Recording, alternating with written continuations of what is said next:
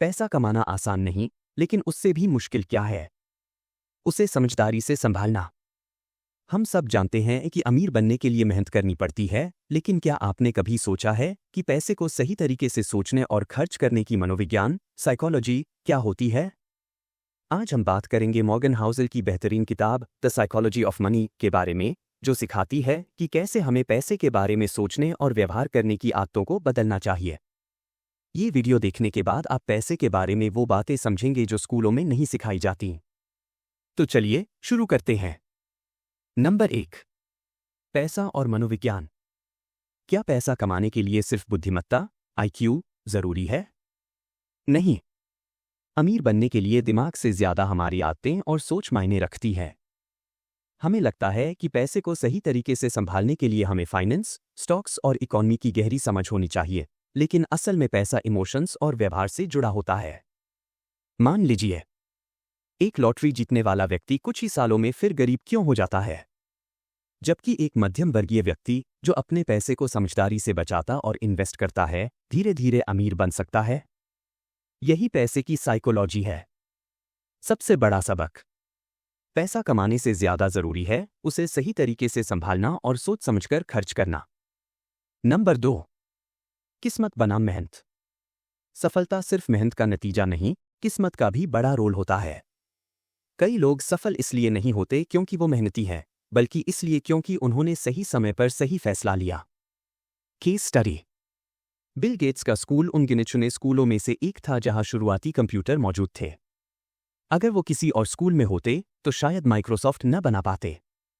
इसका मतलब ये नहीं कि मेहनत जरूरी नहीं, बल्कि हमें समझना चाहिए कि हमारी किस्मत और परिस्थितियां भी हमारी सफलता में बड़ा रोल निभाती है।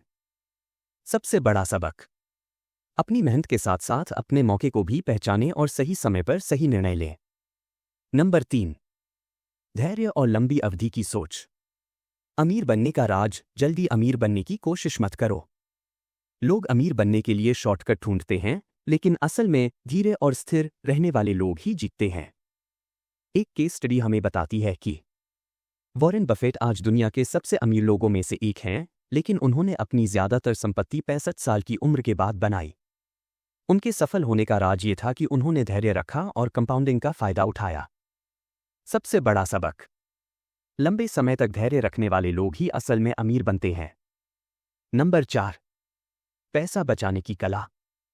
बचाया गया पैसा कमाए गए पैसे से ज्यादा कीमती होता है। कई लोग सोचते हैं कि ज्यादा पैसा कमाने से अमीर बनेंगे, लेकिन असल में जो लोग पैसा बचाते और समझदारी से खर्च करते हैं, वो असली अमीर होते हैं।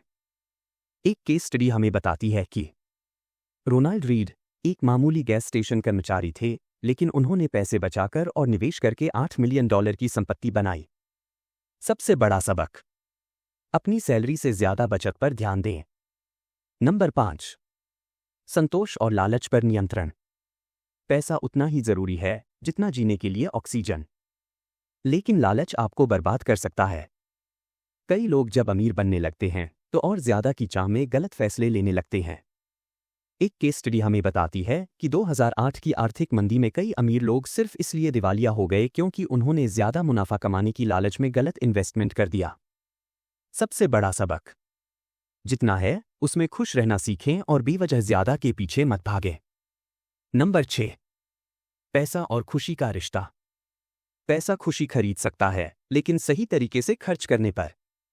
अगर आप पैसे को सिर्फ महंगी चीजें खरीदने में खर्च करेंगे तो खुशी नहीं मिलेगी, लेकिन अगर आप पैसे को अनुभवों, एक्सपीरियंसेस, दूसरों की मदद और आजादी के लिए खर्च करेंगे तो आपको असली संतोष मिलेगा। सबसे बड़ा सबक: पैसा आपको आजादी देता है, इसे सिर्फ दिखावे के लिए बर्बाद मत करें।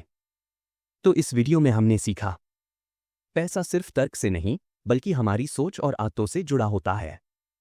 किस्मत और मेहनत दोनों जरूरी हैं। जल्दी अमीर बनने के चक्कर में मत पड़े, लंबी अवधि में सोचें। ज्यादा कमाने से ज्यादा जरूरी पैसा बचाना है। लालच और दिखावे से बचें, संतोष रखना सीखें। पैसा खुशी ला सकता है, लेकिन उसे सही जगह खर्च करना सीखें। अगर आपको ये वीडियो पसंद आया हो तो लाइक करें, शेयर करें और चैनल को सब्सक्राइब करना ना भूलें। आपका फेवरेट पॉइंट कौन सा था? कमेंट में जरूर बताएं।